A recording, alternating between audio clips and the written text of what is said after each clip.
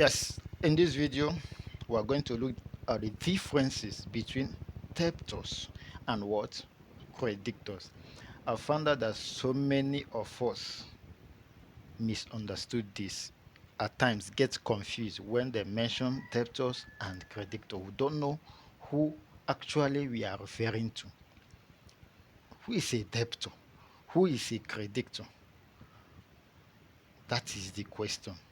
So in this video, we're going to dig deep and also show you how to record the entries that occur with this.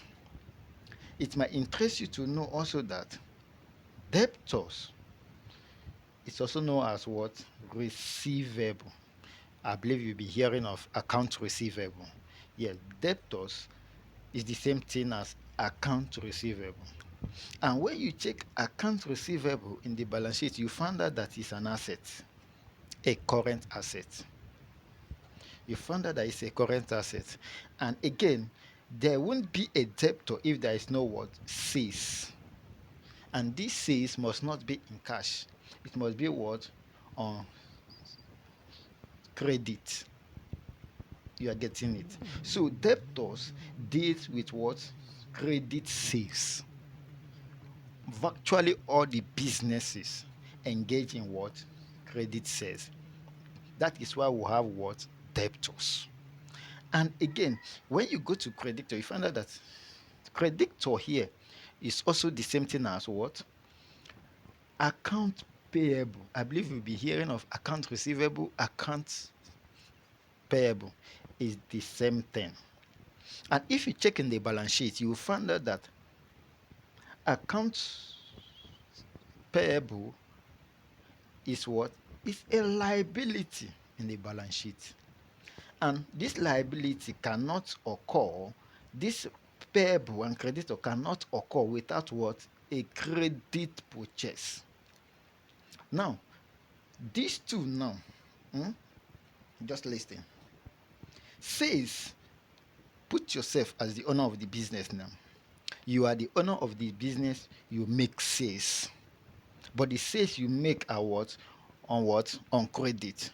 That is why you are having what? Debtors. So the people that are owing you are your what? Your debtors. Now, maybe the stock in your warehouse is running down and you decide to buy more. You do what? You purchase. Maybe while you are doing the purchase, you don't have enough money on you. What do? You go on what? On credit purchase. Now you become what? A creditor, because you are now owing somebody. So you, as the owner of the business, the person you are owing is your creditor. Why you, as the owner of the business, the people that are owing you are your what? Your debtors. Now let's take example on this. Adams Limited is the owner of the business. He decided to make sales on what? Credit to Mr. C. Now, he makes sales on credit to Mr. C. Automatically, Mr. C has become what? A debtor to Adams Limited, because Adams Limited is the owner of the business. He made these sales on credit to who? Mr. C. Now, who is owing Adams Limited now? Mr. C is owing Adams Limited. So Mr. C is now what?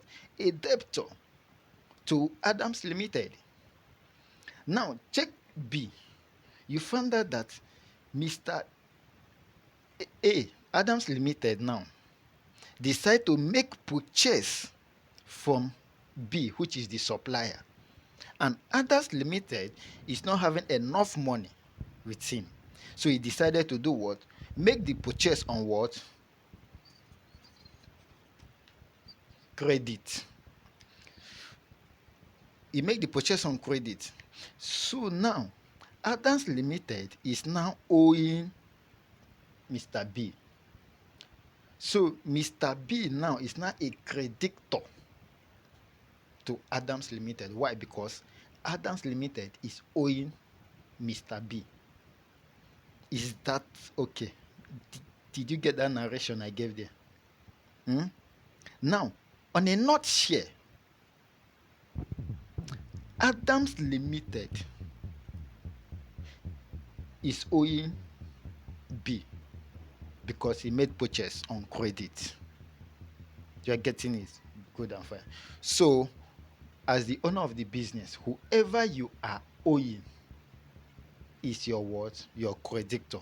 And whoever that is owing you, they are your what? Your debtors.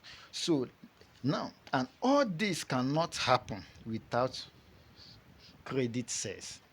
If there is no credit, there won't be a debtor, there won't be a creditor. And I don't think business will be effective without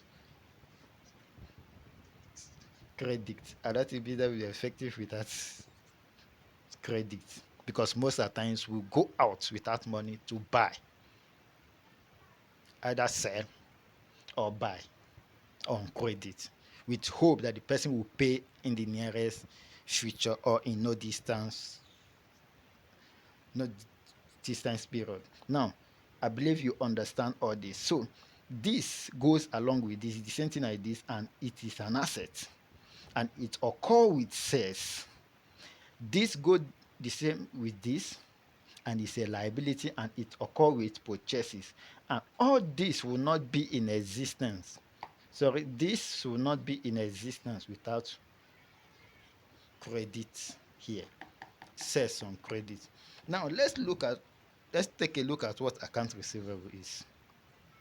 I told you earlier that account receivable is the same thing as what? Debtor. You see somebody that I'm looking for, somebody that will be in charge of my account receivable. They are talking about what? Their debtors. Their debtors. Now, account receivable is an account that keep track of money that third parties owe you. Did you get that? It's an account that keep records of money of people that are owing you. These third parties can be bank, can be company, or even people who borrows money from you. Can be your friends, as long as you may sales on credit, as long as they are owing you, they are your what? Your debtors. Is that okay? Now, common example is the amount owed to you for goods and services rendered on what? On credit, or sales on credit. You understand? You can render services on credit, and you can also make sales or what? On credit. So this is a typical example of what account receivable is. A record that it's an account that keep records of the people that are what? Owing you. They could be company, banks, your friends, people you lend money to. Now, if this happen, how do you record them? How do you record them? Now, we're going to handle this now. We're going to record this together. How to record account receivable. E.g., June 5th, 2022, BB James Limited sold 500 naira worth of office supply on what? On account. Now, when you see this word on account, it simply means on credit. On credit, selling to who? To Mark Limited. Yes, this reminds me. I did a video, a comprehensive video of double entry system principle. How you can record double entry, how you can identify them, how you can do all that. I would suggest, if you are not familiar with double entry, you can check my video, or I might put the link below this video. Watch it and get a full knowledge of what I am doing here now. Now, let's continue. Mark Limited is the one what? Receiving. BB James is selling. That is to who? To Mark Limited. He's selling to who? So the two accounts here is Mark Limited and Office Supply. Office Supplies. Now, the first thing we record is that Mark Limited is receiving. We're going to debit it, Mark Limited. So we'll come here, Mark Limited. How much? 500 naira. Then the next account is Office Supplies. 500 naira. So this is how you record it. Now, from this record now, it now shows that Mark Limited is owing us. I always say, put yourself as the owner of the business, which we are now BB James. Mark Limited is owing BB James 500 naira. For what? For the purchase of office supply. On what? On credit. Mark Limited purchased from James. James sold. Now, this, the narration here will now be sales. Will now be sales of office supplies. On what? On credit. So that is it. So this is double entry. Please, if you still have confusion, if you don't know how to identify these two accounts, you can check that video on double entry and watch it very well. So that is that about. Let's check out account payable. Account payable, and also how to record it. Now, it's just an opposite of account receivable. It's an account that keep records of money that you owe to any third party. The third party could be bank, could be company, or someone who you borrow money from. You understand? Or someone that you borrow money from. A typical example could be borrowing money from bank, purchase made on credit for goods and services from companies, depending on the times for repayment. Now, these are people you are owing. You might invite them, please come and do so work for me. After the job, I will pay you on credit. They accepted. Please borrow me money. They accepted. They are your what? Your creditors. They are your what? Your liability. And they deal with purchases because you are getting, will I say, favor from them on credit, which you are going to pay back. So it's an opposite of account receivable. So just know the two different, because at times they are confusing, so that you don't put yourself in confusion. Which one is this and which one is this? You can identify them with all this. So let's see how the posting is. The enter, how to record them. June 1st, 2022, BB James purchased. Now, in the first example, BB James did what? Sold. And they now have a debtor because they sold on credit. Now, BB James is purchasing on what? On credit. 2,000 naira worth of computer equipment on account. On account, on credit, the same thing from Lead Limited. Now, the two accounts here that you pick out is what? Computer equipment. Why? Because it's an asset. They say debit or asset. Then you credit the corresponding account. What is the corresponding account? Lead Limited. Why are we picking Lead Limited? Because the sales happens to be what? On the purchase happens to be on what? On credit. If it is a cash purchase, we don't need Lead Limited again. Now, what you do here is computer equipment.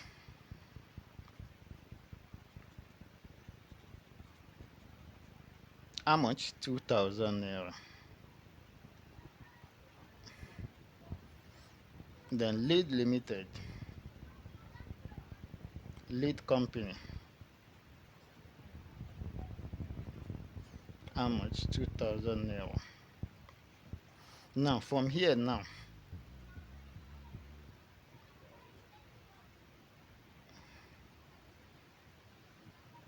that is payable.